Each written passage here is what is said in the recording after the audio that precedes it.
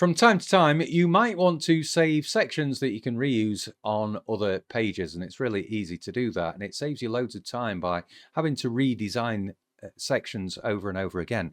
So take this page, for example. I've got this empowering growth through learning section here. If I click in a blank area of the section, up pops this panel just here.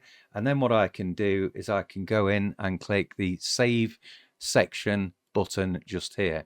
I can give this a name, so let's call it Empowering Learning and click Save.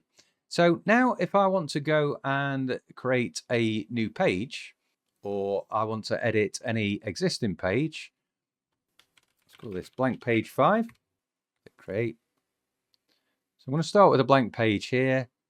I'm going to add a section, and I can choose from all of the templates that are available from the team at Ezy, or I can go into this Saved Sections tab just here, and I can insert any of my saved sections very quickly, and that is ready to go. So that's how you can speed up the design of your pages using saved sections.